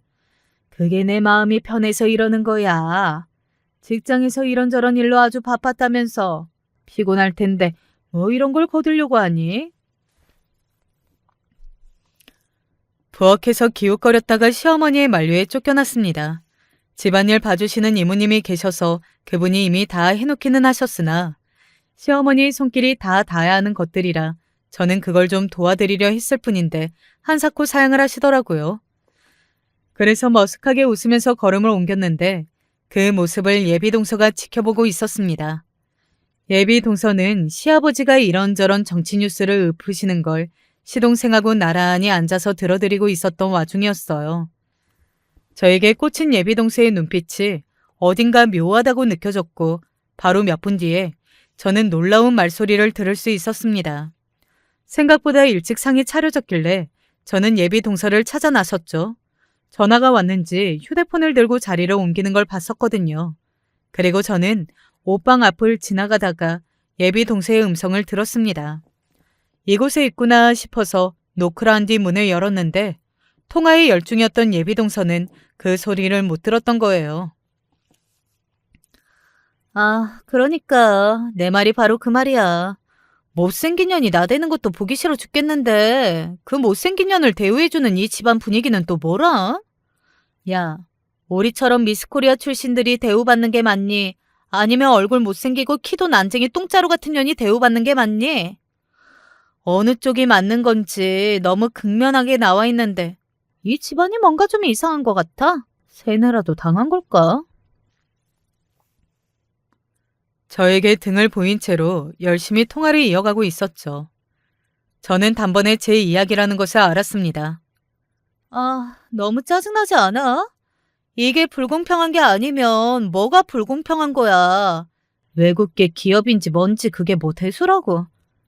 그것 하나 다니는 것 가지고 거드름 피우면서 산다는 게 나는 이해가 안 돼. 여자한테 미모만큼 강력한 무기가 없는 건데 어떻게 그런 못생긴 년이 떵떵거리면서 이렇게나 결혼을 잘해서 살고 있는 거지? 대체 어떻게 그런 잘생긴 남자고 결혼을 한 거야? 생각할수록 열받아. 얼굴이 못생겼으면 집안이라도 받쳐주던가. 이도저도 아닌 게 운도 더럽게 좋네. 흥분해서 말을 이으며 몸을 돌렸던 예비 동서가 그대로 굳었습니다. 제가 뚱한 표정으로 서 있었죠. 예비 동서는 당황한 채로 얼른 통화를 종료하더군요. 변명이 안 통할 빼도 박도 못한 현장이 검거당한 상황이라는 것을 아는지 어색하게 굳은 얼굴로 자기 머리카락이나 쓸어내렸어요. 그런 와중에도 기다란 생머리를 손으로 쓸어 넘기며 미모를 드러내려는 그 습관이 우습게 보이더군요. 본인을 뒤에서 욕하는 사람들이 많았다고 저번에 그러지 않았나? 그래놓고서 본인도 뒤에서 남을 욕하고 있었네? 이거 아주 웃긴 년이잖아.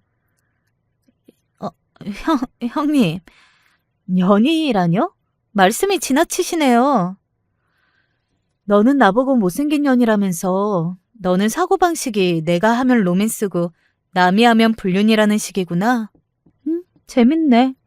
나보고 운이 좋다고 그랬나? 그걸 알아챈 건 칭찬을 해줄게. 나 운 더럽게 좋아. 땡땡 기업 알지? 웬만하면 거기 모르기는 쉽지 않은데. 네? 알기는 아는데 갑자기 그 이야기는 왜 하세요? 내가 거기 창업주 외손녀. 뭐라고요? 그게 무슨 말씀이세요? 땡땡 기업 창업주가 내 외할아버지라고. 이 정도면 못 받쳐주는 집안은 아닌 것 같지. 나보다 운도 더럽게 없는 년아. 이제 알아들었니? 제 차가운 목소리 앞에서 예비동서는 입을 틀어막은 채로 주저앉고 말았습니다.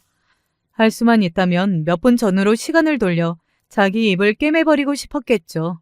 그럴 수 없으니 입을 손으로 틀어막은 채로 몸을 떨고만 있을 뿐이었고요. 안 보이는 두 사람을 찾아서 남편과 시동생이 집안을 활보하다가 이곳까지 왔습니다. 그리고 펼쳐진 광경을 의아해했죠. 제가 간단명료하게 설명을 해줬습니다. 여기 미스코리아 출신인 미의 여신께서 나처럼 못생긴 년하고는 겸상을 못하겠다고 하시네. 저녁은 못 먹고 그냥 가야겠다. 그러자 시동생은 예비 동서에게 따지기 시작했고 남편은 시동생에게 책임을 묻기 시작했고 그 소란에 달려오신 시부모님은 상황을 아시고 참담해 하셨습니다. 예비 동서가 어느새 눈물을 흘리고 있었죠. 죄송해요. 몰랐어요. 형님이 그렇게 잘 사는 집안 분이신 줄 진작 알았다면 제가 안 그랬을 텐데 왜 아무도 저에게 언지를 안 해주셨던 것인지. 그러면서도 본인을 피해자인 척을 은근히 하더군요. 그건 아무래도 습관인 것 같았습니다.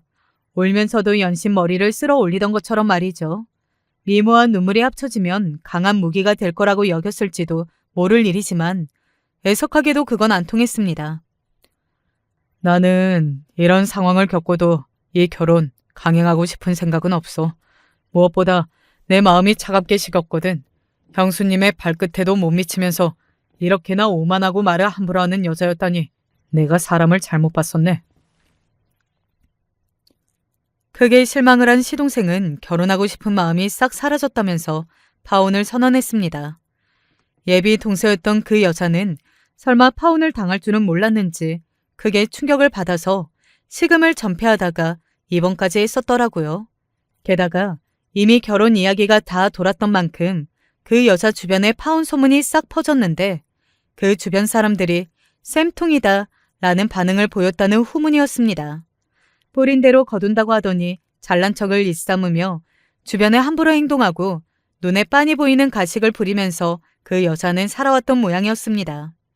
몇 달 뒤 후회가 돼서 미치겠는지 그 여자는 시동생을 찾아가 눈물로 호소를 하였고 저에게 따로 정식 사과를 하고 싶다는 뜻을 밝혔으나 당연하게 거절을 당했습니다. 시동생이 다니던 회사 건물 앞에서 아주 오열을 했다고 하더라고요. 1년 뒤 시동생은 얼굴과 마음이 다 예쁜 새로운 인연을 만나서 결실을 맺었답니다. 저희 부부는 딸 하나, 아들 하나 이렇게 두었는데 정말 놀라운 건 둘 다 얼굴이 남편을 닮았고 성격이나 사고방식이 저와 판박이라는 사실이에요. 양가에서 사랑을 듬뿍 받으며 자라는 중이랍니다. 아, 마지막 여담으로 어렸을 때부터 인기가 넘쳤던 제 남동생도 결혼을 했는데 누구랑 한 줄 아시나요? 옛날에 집 앞까지 남동생을 보러 찾아왔다가 저를 향해 막말을 하는 바람에 저와 머리채를 서로 잡고 싸워댔던 그 여자애들 중 하나와 결혼을 했답니다. 제 친조부모님께서 옛날에 만나셨던 그 스님의 말씀대로예요. 앞으로의 일을 아무도 모르고 사는 게 인생이더라고요. 올케가 저와 어떤 모습으로 지내왔을지 상상이 가시나요? 다음에 기회가 있다면 올케와의 이야기를 풀어보고 싶네요. 안녕하세요. 최근에 일을 크게 하나 벌였는데 당시엔 정말 통쾌했지만 시간이 지날수록 제가 잘한 일인지 모르겠어서 많이 망설임 끝에 익명으로 이야기를 풀어보려 합니다. 아무에게도 하지 못한 이야기인지라 여러분들의 조언이 정말 간절하네요. 부디 끝까지 들어주시고 많은 댓글 부탁드려요. 저는 24이라는 꽤 어린 나이에 결혼을 했습니다. 요즘 사람들 결혼하는 나이 생각해봤을 땐 엄청 어릴 때 결혼하긴 했죠. 결혼을 일찍 하게 된 배경엔 가정 형편이라는 이유가 큽니다. 저는 어렸을 때부터 집안 사정이 그리 좋지 않아 밥을 굶거나 하는 일이 허다했습니다. 절 먹여 살리기 위해 뼈 빠지게 식당 일을 하셨던 저희 엄마는 늘 제게 좋은 것만을 주시고 싶어 했지만 여건이 안 되다 보니 문제집 하나 제대로 된 걸 사주실 수 없었죠. 엄마는 그런 부분을 많이 마음 아파하셨고 제가 차라리 하루라도 빨리 경제적 능력이 되는 돈 잘 버는 남편에게 시집을 가 내조하기만을 바라셨습니다. 처음엔 저도 시집 가서 남편에게 기대어 사는 삶이 싫었지만 사회에 나가 돈을 벌다 보니 저 혼자 벌어먹고 살기엔 힘들다는 걸 알게 되었고 어느 순간부턴 엄마랑 똑같이 언제 결혼할 수 있을까를 생각하며 살게 되더라고요. 제가 결혼한 24살이라는 나이는 흔히 대학을 졸업했거나 혹은 한창 다닐 나이였지만 전 대학도 아예 가지 못했습니다. 공부를 못했던 건 아니지만 집에서 보내주지 않았어요. 제가 대학을 가고 싶다고 이야기했을 때 엄마는 조금 냉정한 목소리로 말씀하셨어요. 대학? 우리 형편의 대학은 무슨 대학 가봐야 소용없어.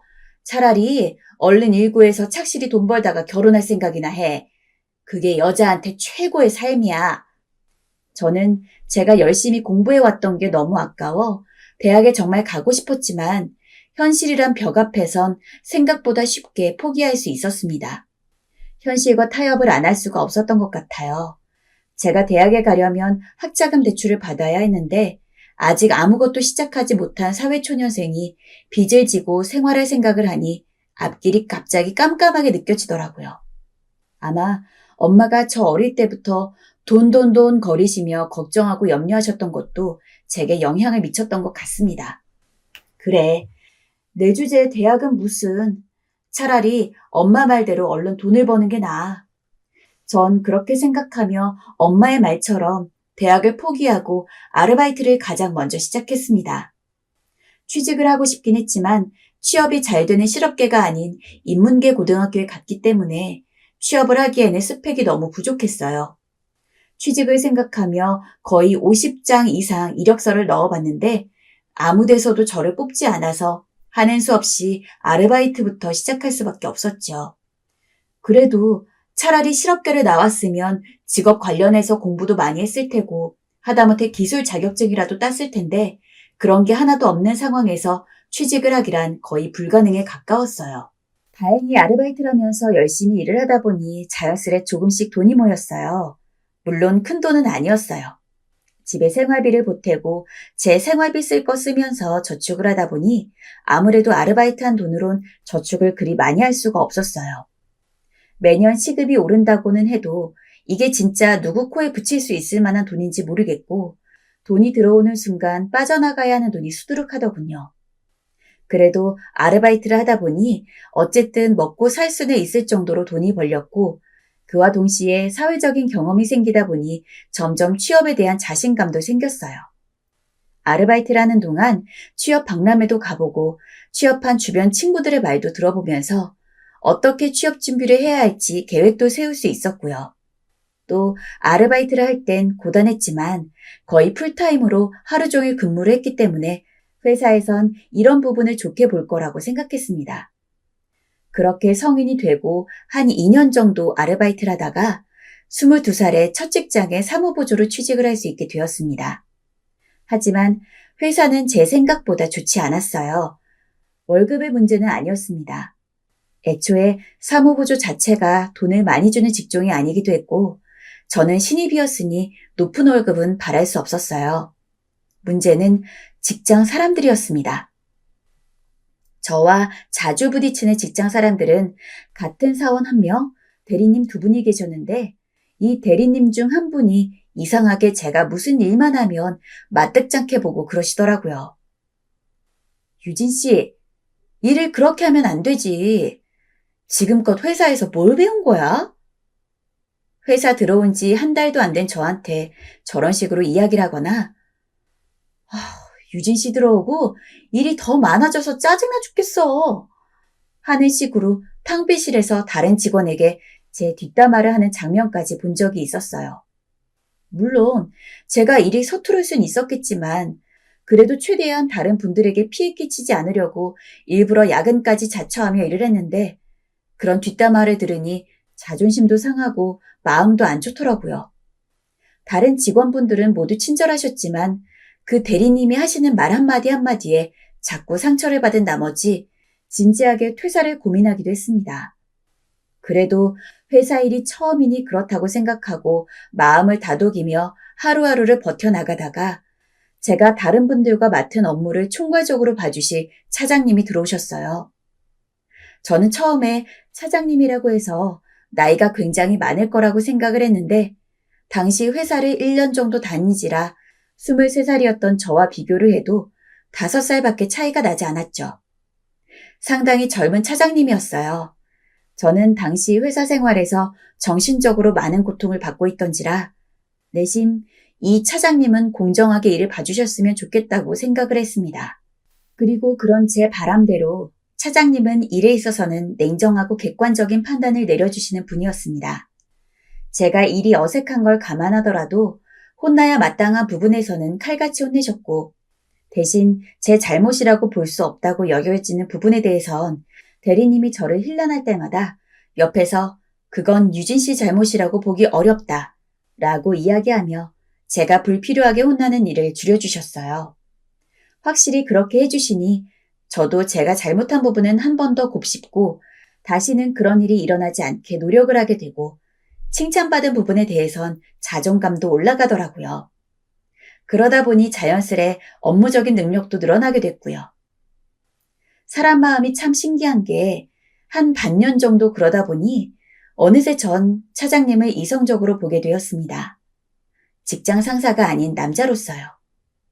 사실 일적으로 만난 관계고 이루어질 수 없단 것도 알고 있지만 좋아하는 마음은 숨겨지지가 않았어요. 차장님 얼굴만 봐도 가슴이 설레고 실수하지 않기 위해 더 노력하게 되는 등 차장님을 향한 마음은 자꾸 커져만 갔습니다. 그래서 그때부터는 괜히 차장님에게 힘드니까 커피 한 잔 사달라고 핑계를 대거나 혹은 제가 사드리겠다고 말하고 어떻게든 둘만 있을 시간을 만들려 노력했습니다.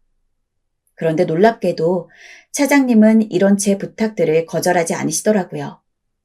차장님 역시 제가 마음에 들었던 거란 생각이 들어서 저는 조금 더 적극적으로 다가갔고 금세 연인 사이가 될 수 있었죠.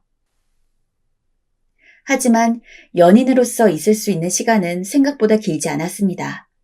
헤어졌냐고요? 아니요. 결혼을 했기 때문이었죠. 저도 차장님도 예상하지 못했던 결혼이었습니다.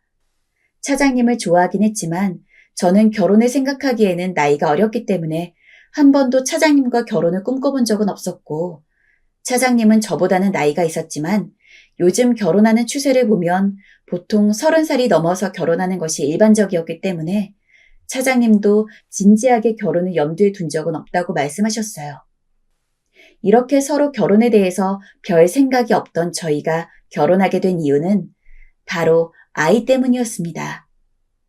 네, 흔한 말로 속도 위반이라고 하죠. 처음 아이가 생긴 것을 알게 되었을 때 얼마나 충격을 받았었는지 아직도 그때의 감정이 생생합니다. 임신 테스트기를 3번이나 다시 해봤는데도 결과는 바뀌지 않았고 너무 충격을 받은 나머지 화장실에서 한참 동안 나오지 못했어요. 이걸 차장님에게 말해야 할지 아니면 병원을 가야 할지도 결정하지 못해 정말 오랜 시간 고민했어요. 물론 정상적이라면 이야기를 하는 게 맞겠지만 이상하게 두려움이 들더라고요. 아이도 결혼도 현실인데 당시 24살을 얼마 앞두지 않은 시기에 있던 풋내기 20대 초반이 어떻게 이 문제를 헤쳐나가야 할지 도무지 감이 잡히지 않더라고요. 엄마가 되는 일이고 한 생명을 책임져야 하는 일인데 저는 그 어느 것에도 자신이 없었습니다. 그래서 며칠 동안 연차를 쓰고 혼자 방 안에서 끙끙 앓다가 결국 차장님에게 전화를 걸었습니다. 저는 차장님이 아이를 지우자고 할 것 같았습니다. 왜인지는 모르겠어요. 하지만 차장님은 제 예상과는 다르게 침착했고 제 손을 잡아주며 말해줘서 고맙다고 했습니다. 유경아, 많이 혼란스럽겠지만 그래도 우리 애니까 한번 키워보는 게 어때? 물론 유경이 네 의견을 전적으로 존중할게. 하지만 나는 우리가 결혼 생활도 잘할 거라 생각해. 차장님은 제 의견을 존중한다고 했지만 계속 아이를 낳는 방향으로 이야기를 이어갔고 저는 그런 차장님의 말에 몇 날 며칠 고민을 하다가 아이를 낳기로 결정을 했습니다. 그와 동시에 예비 시부모님께 인사를 드리러 가게 되었고 저희 엄마에게 차장님을 남편으로서 인사를 드리게 됐죠. 저희 엄마는 제가 회사 차장님과 결혼한다는 소식에 무척 좋아하셨습니다. 드디어 제가 능력 있는 남자와 결혼을 해 내조만 하며 살 수 있게 되었으니 더 이상 걱정이 없다고 말씀하실 정도였어요. 저는 그런 엄마의 반응을 보며 내심 씁쓸하긴 했지만 그래도 엄마가 지닌 마음의 짐을 내려드렸다 생각하니 그걸로 족하다고 생각했습니다. 사실 엄마 반응은 예상이 됐기에 인사를 드리러 갈 때도 아무 걱정이 없었는데 반대로 시부모님 댁에 인사를 드리러 갈 때는 무척이나 긴장이 됐어요. 아빠도 없고 가진 것도 넉넉하지 않은 저를 시부모님이 마음에 들어 하실까 싶었죠. 시아버지는 그나마 별 반응을 안 보이셨는데 시어머니는 예상대로 저를 탐탁지 않아 하셨습니다. 대화 중간중간 한숨을 쉬기도 하셨고 저를 위아래로 훑어보며 나이가 너무 어린 거 아니냐는 말을 꺼내기도 하셨습니다. 하지만 혼전 임신이라고 하니 울며 겨자먹기식으로 저희의 결혼을 허락하셨죠. 인사와 허락을 맞는 순서가 끝나자 그 다음은 집 문제가 기다리고 있었어요. 일반적인 부부라면 신혼집을 꾸려 둘만 살았겠지만 시어머니는 분가에 대해서 엄청 반대했습니다. 이유는 간단했어요. 너네 신혼집은 성철이가 사야 할 텐데 부담되게 무슨 신혼집이야. 그냥 여기 얹혀 살다가 아가 너도 돈 모아서 보탤 수 있을 때 나가거라. 사실 시어머니의 말도 일리가 있었어요. 전 너무 어려 모아놓은 돈이 없었고 남편에게 전적으로 의지해야 하는 상황이었으니 그 돈을 다 부담하려고 할 수 없었습니다. 그래서 저희는 결혼을 하고 불편하지만 시댁에 얹혀 살 수밖에 없었습니다. 흔히 시댁살이 안 시키는 집이 없다고 그러는데 그건 저희도 마찬가지였어요. 특히 시어머니가 정말 유난이셨죠. 정말 별일이 다 있었던 것 같습니다. 어느 날은 갑자기 시어머니가 자기 친구들이 온다고 음식 좀 차려놓으라길래 꼭두 새벽부터 일어나서 장 봐가지고 하루 종일 갈비찜이며 매운탕이며 다 해놨는데 친구분들 오는 날이 내일로 미뤄졌다고 하시는 거예요. 당황스러웠지만 저는 조심스레 말씀을 드렸습니다. 그럼 어머니, 하루 정도면 그냥 오늘 해둔 음식 데펴 먹는 것도 괜찮지 않을까요? 너는 시어머니 친구들이 오는데 한지 하루 지난 음식을 먹이겠다는 거니? 그게 아니고 사실 그냥 자잘한 반찬들도 아니고 큼직한 요리들을 다 해놨는데 하루 지나고 또 하라는 건 너무 힘들어서 조심스레 말씀드렸더니 저런 식으로 답하며 버럭 화를 내시길래 하는 수 없이 다음날 또 새벽부터 장을 보러 가서 음식을 다시 만들어야 했습니다. 시어머니 시집살이는 눈물나게도 그게 끝이 아니었어요. 저는 원래 엄마랑 살 때 큼직한 대청소는 주에 한 번씩, 그리고 평소에는 눈에 보이는 자잘한 청소들만 해왔는데 시어머니는 매일같이 제게 대청소를 할 것을 권했어요. 제가 홀몸도 아닌데 하루도 빠지지 않고 청소기는 물론 물걸레질에 손걸레질까지 다 시키는데 허리도 아프고 등도 아프고 이러다 몸살이 날 것처럼 죽겠더라고요. 이럴 거면 다시 직장을 다녔지 하는 생각마저 들었습니다. 그래서 전 이번에도 용기를 내어 시어머니에게 어머니, 제가 지금 애 때문에 매일매일 허리를 굽히고 그러는 게 너무 힘들어서요. 먼지 안 보이게 청소기 정도는 빠짐없이 돌릴 테니 걸레질 같은 건 주에 한 번 정도씩만 하면 안 될까요? 라고 간곡히 부탁을 드렸습니다. 하지만 시어머니는 코웃음을 치더니 제게 이렇게 말씀하셨어요. 너는 친가에서 살 때도 그렇게 더럽게 살았니? 아니, 걸레질을 주에 한 번 하면 어쩌자는 거야? 그 먼지 네 시애미가 다 먹는 거라고. 그게 뭐 그리 힘들다고 이유난이니? 나는 성철이 임신했을 때 김장이며 걸레질이며 거뜬히 다 했어. 넌 좋은 시대에 태어난 거다. 오히려 시어머니는 제가 청결하지 못하게 사는 것처럼 취급하시니 제가 무슨 힘이 있나요? 하는 수 없이 매일 시간 맞춰서 청소기를 돌리고 걸레질을 하고 그러고 살았죠. 그나마 다행인 게 있다면 출산이 거의 다가왔을 때는 시아버지도 그렇고 남편이 시어머니에게 미리 청소 같은 건 시키지 말라고 해서 그때는 안 했던 것 정도이네요. 아주 굵지는 않았지만 그런 잡다한 시집살이가 너무 많다 보니까 사실 시댁에 있는 동안 너무 힘들었습니다. 특히나 남편이 일을 나가고 나면 저밖에 시부모님을 모실 사람이 없어서 애가 있건 없건 자연스레 제가 모든 걸 도맡아야 했거든요. 잔심부름 정도였다면 저도 그렇게 힘들다는 생각은 들지 않았을 겁니다.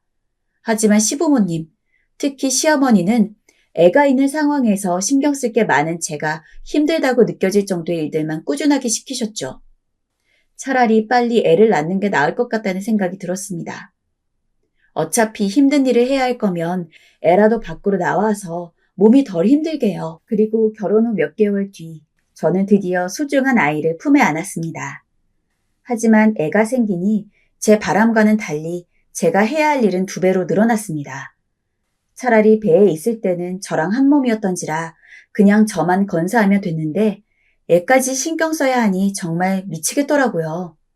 아이의 울음소리 때문에 밤에 잠은 못 자는데 시어머니는 시어머니대로 집안일을 계속 시키고 그 와중에도 전 애가 울면 가서 밥 먹여야 하고 기저귀도 갈아줘야 하고 몸이 3개라도 모자랄 판이었습니다.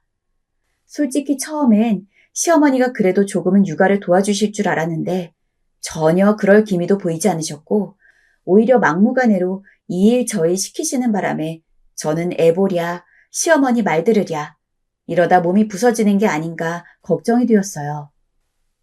애가 3살이 될 때까지 전 그렇게 그 집 종으로 살았던 것 같아요. 정말 아이가 3살쯤 되니 이대로 가다간 안 되겠다 싶어 남편에게 분가 이야기를 꺼내기 시작했죠. 여보, 우리 지연이도 이제 크기 시작하고 우리만의 공간이 필요할 것 같지 않아? 더 이상 어머님 심부름하면서 아이 키우기는 나도 사실 너무 힘들어. 이제 좀 내 공간에서 편하게 쉬면서 육아하고 싶어. 그래? 알겠어. 조금만 기다려줘. 돈이 모이고 있으니 금방 나갈 수 있을 거야.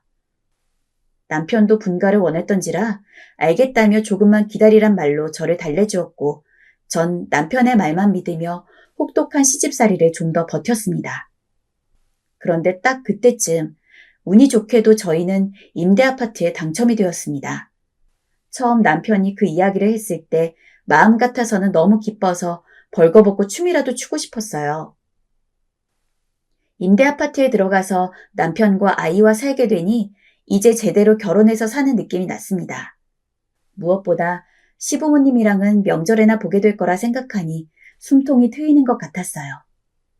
솔직히 제 배 아파서 낳은 자식이니만큼 저도 애랑 어디 좀 놀러 가면서 여기저기 구경도 하고 그러고 싶었는데 그러려면 시어머니가 너 내가 시킨 건 안 하니?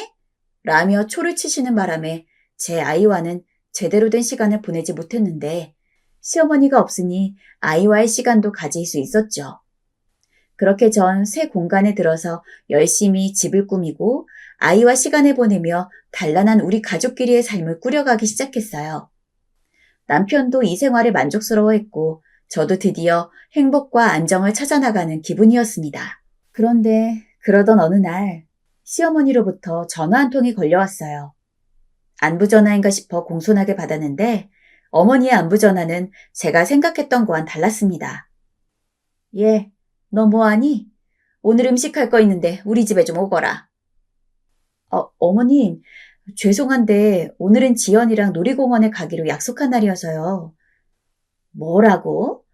지금 시애미가 오라는데 그게 뭔 핑계야? 당장 못 와? 전화는 시어머니의 고함으로 끊겨버렸고 저는 너무 놀란 나머지 허둥지둥 짐을 챙겨 시어머니 집으로 갔습니다. 역시나 집에 가자 시어머니는 표독스러운 표정으로 절 쳐다보더니 한숨을 푹푹 내쉬더군요. 시집 온 지 얼마나 됐다고 벌써부터 꾀를. 뭘 멀뚱히 보고 서 있어?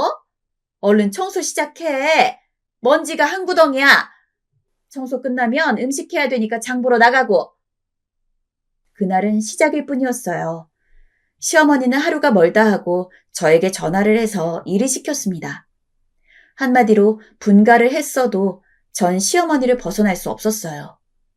차마 못 간다고 핑계를 댈 것도 없었고 애를 돌봐야 한다고 그러면 집에 같이 데려오면 된다는 통에 그 뒤로는 그냥 아무 말 없이 시어머니한테 전화 올 때마다 아이를 데리고 갔습니다.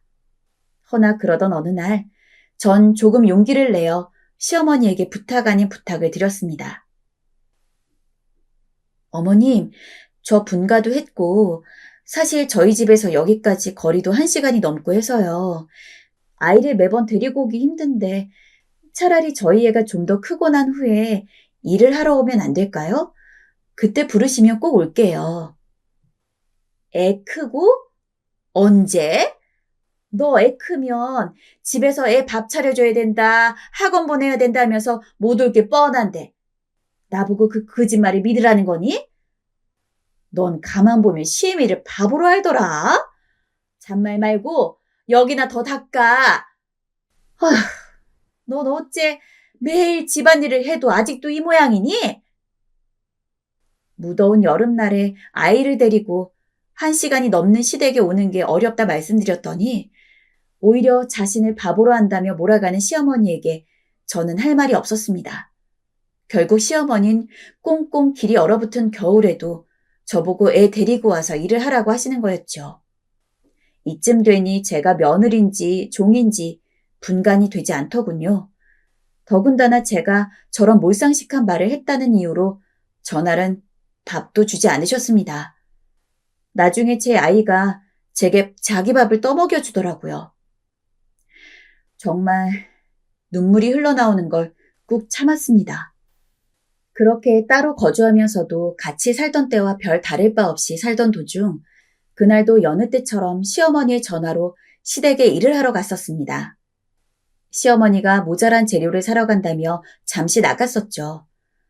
근데 시어머니가 나가고 얼마 안 돼서 핸드폰이 울렸습니다. 제 핸드폰 소리는 아니길래 뭐지 싶어서 주위를 둘러보니 시어머니 핸드폰이더라고요. 화면에는 김미숙이라는 이름이 떠 있었습니다. 시어머니 친구분인가 보다 싶어서 일단 전화를 받아 여보세요 했는데 저 김자옥이 전화 아닙니까? 하는 소리가 들렸습니다. 김미숙이라는 이름과 다르게 남자 목소리였죠. 안녕하세요. 저는 어머니 며느리인데 어머니가 잠깐 장에 나가셔서요. 돌아오시면 전화 왔다고 알려드릴까요? 아니요, 됐소. 김미숙이란 이름의 남자는 됐다면서 황급히 전화를 끊었고 저는 이상하다고 생각하긴 했지만 그때는 시어머니의 불호령이 두려워 서둘러 요리를 하기 바빴습니다. 요리가 다 끝나갈 때쯤 시어머니께서 집에 들어오셨고 저는 전화가 걸려왔다고 말씀드렸습니다. 어머님, 저 아까 어머니 친구분한테서 전화가 왔는데요. 김미숙이라는 남자분이 뭐? 아니, 넌 왜 말도 없이 내 전화를 받니? 네? 왜 내 전화를 받냐고? 앞으론 전화 함부로 받지 마라. 시어머니 대뜸 제게 왜 자기 전화를 받았냐며 화를 내시더니 붉어진 얼굴을 한 채 방 안으로 쏙 들어가셨습니다. 지금까지 시어머니 요청으로 대신 전화를 받아들인 적이 많았기 때문에 이번에도 받은 것뿐이었는데 갑자기 전화를 받았다고 펄펄 뛰시며 화를 내니 당황스러웠죠. 뭔가 이상했습니다. 하지만 며칠이 지나서 그때 시어머니가 대체 왜 그랬는지 알게 되는 사건이 발생했습니다. 오랜만에 고등학교 동창들과 카페에서 차를 마시고 있던 날이었습니다. 오랜만에 만난 친구들과 남편 얘기, 아이 얘기하면서 신세 한탄을 하느라 시간 가는 줄 모르고 있었어요.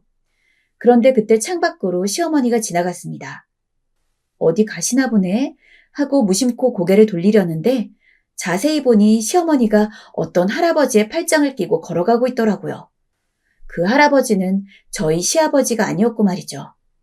충격을 받은 나머지 전 그 자리에서 먹던 커피잔도 내려놓지 못하고 굳어 있었습니다. 예, 유경아 왜 그래? 친구들이 저를 흔들자 그때 불현듯 제가 시어머니 대신 받았던 전화가 생각났습니다. 미숙이란 친구분의 당황스러운 목소리, 시어머니의 붉어진 얼굴, 이 모든 게 하나의 상황을 가리키고 있었지요. 저는 친구들에게 잠깐 나갔다 온다고 한 뒤 몰래 시어머니의 뒤를 따라가 봤습니다. 아무래도 확인을 해야 할 듯 싶었어요. 만약 시어머니가 정말 바람을 피는 게 맞는다면 이건 집안의 큰일이 될 테니까요. 시어머니는 계속해서 팔짱을 낀 채 다른 할아버지와 정답게 이야기를 주고받았고 그리고 뒤이어 두 사람이 간 곳은 너무나도 충격적이었지만 어느 여관방이었습니다. 그쯤 되니 저는 확신할 수 있었습니다. 시어머니가 시아버지를 내버려 두고 바람을 피고 있었다는 걸요. 그걸 알고 나니 어이가 없어서 저도 모르게 코웃음을 쳤습니다. 제가 분가를 하고 얼마 안 지나서 시어머니가 저한테 여자는 지아비를 잘 모셔야 하는 법이야. 너 남편 밥은 잘 챙겨주니? 하며 온갖 구박을 한 적이 있었는데 그렇게 지아비 타령을 하셨던 분이 지아비 모르게 바람을 핀다는 게 참 이중적이었거든요. 저는 일단 시어머니가 여관방으로 들어가는 모습을 사진으로 찍어 증거만 남겨두고 다시 집으로 돌아왔습니다. 하지만 이 이야기는 남편에게도 그렇고 아무에게도 하지 않았어요. 이걸 말했다간 한 가정이 파탄나는 건 물론이고 남편이 받을 충격도 상당할 것 같기에 조용히 저만 아는 비밀로 묻어두는 게 최선이라 생각했습니다. 저만 밝히지 않는다면 조용히 넘어갈 수 있는 일이니까요. 그 사이 어머님은 계속 그 남자를 만나시는 것 같았어요. 시어머니가 또 불같이 화내실까봐 전화를 받지 않았지만 제가 어머님 집에서 청소를 하다가도 김미숙이란 남자에게서 계속 전화가 걸려왔고 전화가 끝난 후엔 사랑한다는 메시지가 도착해 있곤 했습니다. 심지어 어머님은 그 남자를 만나러 갈 때 쓰는 향수나 립스틱도 정해져 있는 것 같았어요. 저에게는 잠깐 장을 보러 간다고 해놓고서 평소 쓰지 않는 향수를 뿌리시고 립스틱을 바르시는데 이미 시어머니의 불륜을 알고 있던 상황에서 그걸 알고도 눈 감아줘야 한다니 시아버지를 생각하면 마음이 여간 불편한 게 아니더군요. 그렇게 시어머니는 무려 3년이나 그 남자를 몰래 만나고 돌아다니셨고 제가 그 비밀을 지킨 것도 3년이 되었습니다. 처음 몇 년간은 언제 이야기하는 게 좋을지 시기를 보기도 했는데 나중간이 그 비밀은 저도 모르게 마음속에서 점점 잊혀져 갔고 어느 정도는 무덤덤하게 되었어요. 왜냐하면 삶이 바빠졌기 때문이죠. 남편이 월급쟁이로는 행복한 삶을 살 수 없다면서 하루라도 빨리 임대 아파트를 떠나 집을 사려면 사업을 해야 한다고 저를 설득했고, 저도 앞으로의 미래를 생각한다면 월급으론 한계가 있을 것 같아 용기를 가지고 남편과 함께 사업에 뛰어들었죠. 그런데 사업은 아무나 하는 게 아니더군요. 처음에 조금 뭔가 되는가 싶더니 금세 휘청거리기 시작했고, 나중엔 생활비 버는 것도 힘겨워졌습니다. 아이는 커가고 있고 아이에게 들어갈 돈도 만만치 않은데 당장 생활할 돈이 부족해지니 마음이 조급해지고 불안해져 갔습니다. 얼른 회사를 일으키고 싶은데 자금도 부족했고 여유도 부족했죠. 저도 남편도 눈에 띄게 지쳐가고 있었습니다. 시댁도 주변 상황도 신경 쓸 수 없을 정도로 하루하루가 고단했어요. 그러던 와중에 시아버지 생신이 다가왔어요. 저희는 맨날 시댁에 가서 생일상을 차려드리고 축하를 드렸기 때문에 그날도 어김없이 생일상을 차려드리고 현금 봉투를 드렸습니다. 그런데 봉투 금액을 확인한 시아버지의 안색이 갑자기 어두워지셨고 저희에게 왜 돈이 이것밖에 없냐고 물으시더라고요. 조금 직설적인 시아버지의 말에 당황하긴 했지만 저는 사실대로 말씀을 드렸습니다. 그게 사실은요, 아버님. 저희가 지금 생활이 많이 힘들어요. 일이랑 사업을 시작했는데 아무래도 초기이고 하다 보니 자리를 잡는데 시간이 좀 걸리네요. 제가 오늘은 제대로 신경 써드리지 못했지만 다음에 자리가 잡히고 여유가 생기면 넉넉히 챙겨드릴게요. 죄송해요. 원래는 100만 원 정도를 드렸던지라 금액이 적어 실망하신 아버님께 저는 나름대로 잘 설명했다고 생각했어요. 그때는 저희 가족 먹고 살기도 너무 힘들었어서 어떻게든 아끼고 아껴서 30만 원 상당의 백화점 상품권을 선물로 드릴 수밖에 없었고 그나마도 10만 원은 제가 예전에 받은 게 있어서 20만 원만 어찌저찌 모은 거였습니다. 그런데 납득하신 시아버지와 달리 갑자기 시어머니께서 고개를 돌리시더니 투덜거리시더군요. 겨우 30만 원? 30만 원이 뭐니? 얼마나 돈을 헤프게 썼길래 이것밖에 못하는 거야. 내 친구들은 다 며느리한테 50만 원 이상은 받은 것 같던데. 그것도 현금도 아니고 백화점 상품권으로 뭘 하라는 거야. 시어머니의 빈정거림에 순간 화가 너무 났습니다. 정말 그 백화점 상품권도 저희 친정엄마가 고생한다면서 옷 한 벌 사입으라고 딸 손에 쥐어준 걸 드린 거였거든요. 당장 입에 풀칠하게 생겼는데도 시댁 생신 챙긴다고 지금 상황에서는 최선의 방법으로 선물을 드린 건데 진짜 해도 해도 너무한다는 생각이 들었습니다. 어머니, 그런 식으로 나오실 건 없지 않나요? 저희 이 돈도 정말 아끼고 아껴서 드린 거예요. 제 말에 남편도 지친다는 식으로 합세했어요. 맞아요, 엄마. 저희도 힘들어요. 이제 때 좀 그만 쓰세요. 어른이 되셔서 그러면 어떡해요? 뭐? 때를 쓴다고? 내가? 자식 새끼 키워놨더니 아무 소용없단 말이 이거구나. 내가 며느리 시집살이 시키길 했니? 뭘 했니? 그냥 명절날 돈 몇 푼 달라는 거 그걸 못 줘서 일이 빌빌대는 거야?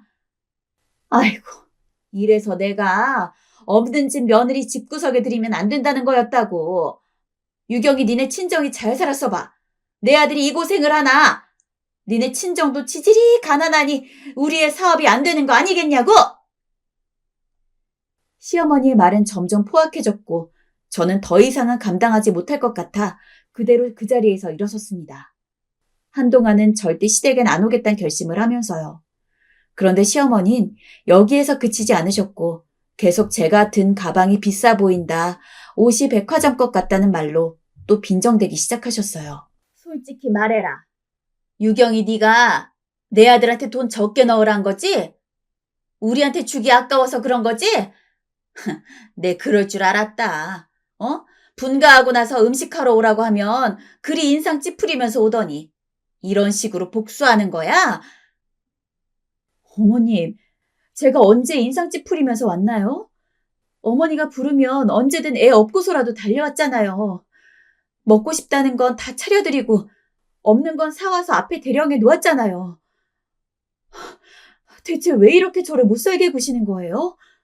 임신해서 이 집에 들어왔을 때부터 어머니 말이라면 다 내내거리면서 따르기만 했는데 제 어디가 그렇게 못마땅하신 거냐고요.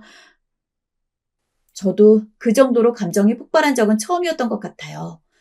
그간 시집살이 하느라 서러웠던 감정을 눌러 참기만 했지 한 번도 누구에게 한풀이 한 적 없던지라 그 순간엔 참지 못하고 더 그랬던 것 같아요. 역시나 시어머니의 반응은 더 거셌습니다. 너 지금 어디서 시애미한테 목소리를 높이는 거야? 제정신이야? 당장 무릎 꿇고 사과해! 사과하라고! 그리고 저 역시 무릎 꿇고 사과하라는 시어머니에게 이번만은 물러서고 싶지 않았습니다. 기껏 3년 동안 비밀 지켜드렸더니 돌아오는 게 이거라면 그냥 여기서 다 까발릴게요. 시아버님 생신이시기도 하니 되도록 좋게 마무리 짓고 싶었는데 도저히 참을 수가 없네요. 어머니, 이 사진 알아보시겠어요? 아버님 죄송하지만 어머님께선 그간 3년이란 시간 동안 이분과 바람을 피우고 계셨어요. 저는 제 핸드폰의 사진첩을 열어서 시아버지에게 당시 찍었던 시어머니의 바람 현장 사진을 보여드렸고 제가 보여준 사진으로 집안 분위기는 그야말로 뒤집어지고 말았습니다. 시어머니 얼굴은 새파래졌고 시아버지 얼굴은 경악으로 번져갔어요. 당신 저거 뭐야? 당신이 왜 저 이상한 놈 팔짱을 끼고 있는 거야? 저 여과는 뭐고? 왜 말을 안 하고 있어? 얼른 바른 대로 설명하지 못해?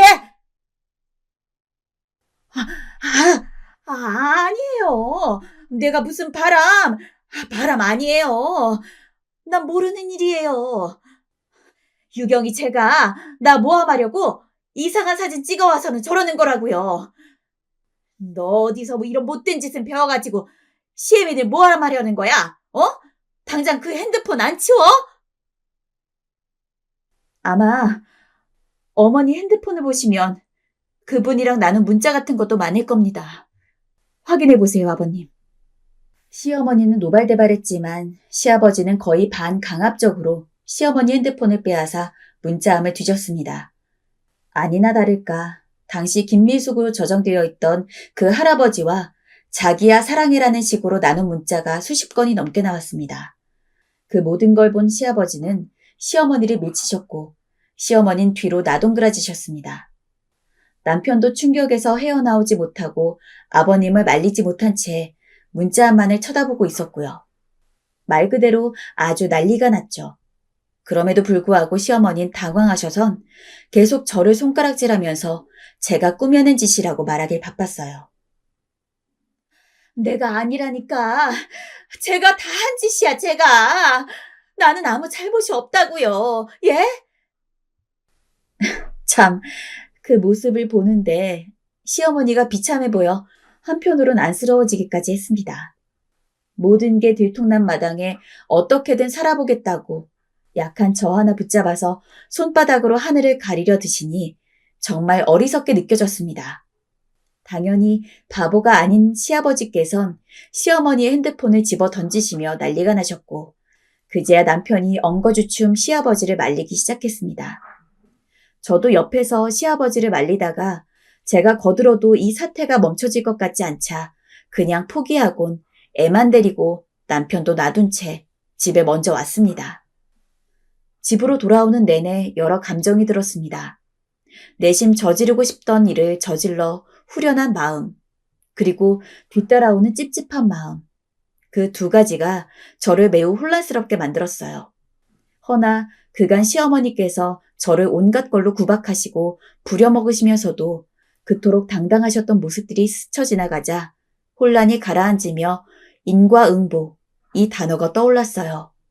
어차피 언젠가 밝혀질 걸 저로 인해 밝혀진 것뿐이라고. 3년이나 지켜드렸으면 오래 지켜드렸다는 생각이 들었죠. 집에 와선 저도 애 밥을 먹이고 재우고 있는데 몇 시간 뒤 온 남편이 힘없이 문을 열고 들어와선 제게 얘기를 하자고 하더군요. 언제부터 알았던 거야? 3년이야? 나한테라도 말하지 그랬어. 당신 괜히 충격받을까봐 말 못했어. 나만 아는 게 좋겠다고 생각했고, 나만 입 다물고 있으면 어머님 비밀은 지켜줄 줄 알았어. 그런데 오늘은 정말 못 참겠더라.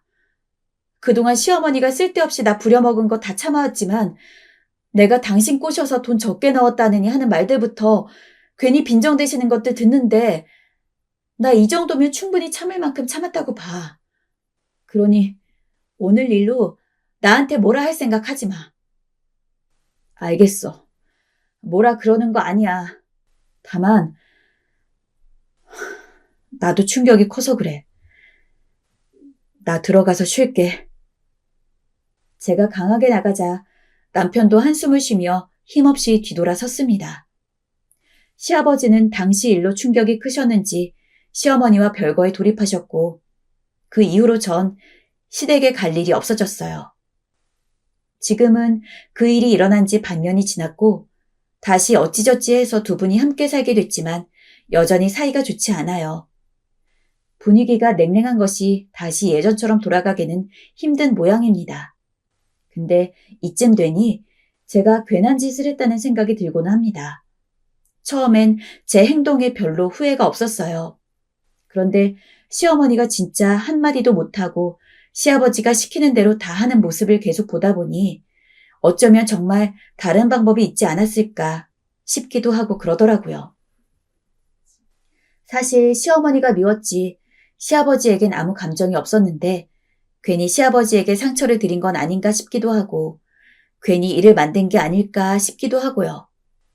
시어머니는 제가 시댁에 갈 때마다 화가 나다는 눈으로 쳐다보긴 하지만 저에게는 아무 말도 하지 못하고 있습니다. 나중에 남편한테 들어보니 시어머니는 외출 금지까지 당하신 모양이더라고요. 그 이야기를 듣는데 이상하게 양심 한 구석이 찔리는 느낌입니다. 혹시 제가 취할 수 있었던 더 현명한 대안이 있었을까요? 이미 지난 일을 되돌릴 수는 없는 거 알지만 너무 궁금합니다. 제가 어떤 방법을 취했어야 가정의 평화를 지키면서 시어머니가 저에게 시키는 혹독한 시집살이를 벗어날 수 있었던 걸까요? 당시 제게는 그 바람 사실을 밝히는 게 최선이라 그렇게 했을 뿐인데 물론 지금 무언가를 안다고 해서 이전과 달라질 것은 없지만 그럼에도 불구하고 너무 궁금합니다. 만일 제가 택했으면 더 좋았을 방법을 아시는 게 있다면 저에게 좀 알려주셨으면 좋겠어요.